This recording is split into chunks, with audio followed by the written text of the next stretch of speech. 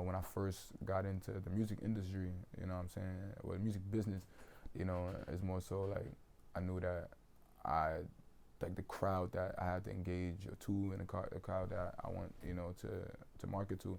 There was a different way I had to like set it up now. You feel me? So having like mad resources now backing you up, it's like each song, you can see which wave it is. But then after a while, it's like you just start to understand what sound makes sense for you, and what the crowd wants. And then after that is when you start to put out, tracks like that. Like from the beginning, I put out like 3 records that was kind of like, one place, then another place, and then the last 2 records, what I'm saying, was more so it made sense, and like where I'm from, where I come from in Harlem or Africa, but it still made sense type shit. You feel me? So it's like singles are like meant to just like see what it is, but then that's why now with like the project we about to drop, it's like I bet I could start getting back into a more so like single project, right. EP, single project, album eventually, and then come in that format, you know what I'm saying? Because there's no more Dat Piff, there's no more Spinrilla. Yeah.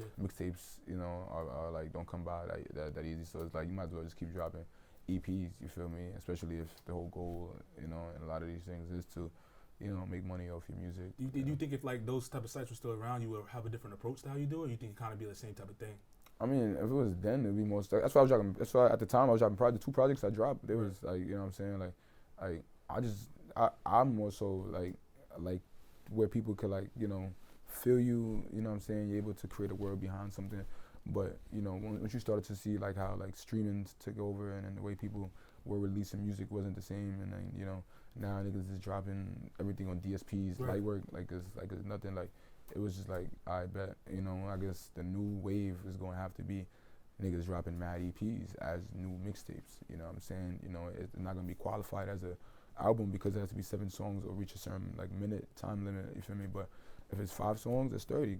Feed niggas that, create a world behind that, continue to like tell that small story, and boom, bam, tell them what is that you want to tell the world that's major. You feel me? So, yeah. So what was that one song that was like? Because you said you dropped a bunch. What was the one song that's like, all right, you knew you could really pursue a career in music? Because there's always that one that like people catch on to, whatever it is. Was it in that wave of you dropping all those singles, the EPs, or was something come after that?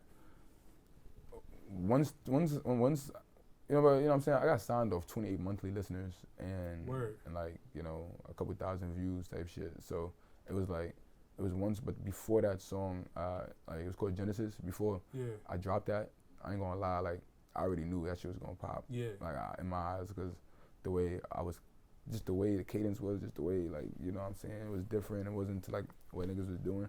Like that's why I was like, I gotta do a video, and that's the project that the one that I did, Do Not Disturb. That's the one where I was like, I bet Genesis is gonna do its thing, and then boom, someone reaches out to me on that, and then reaches out to me again, on that, and then once it got out, I was like, I bet, you feel me?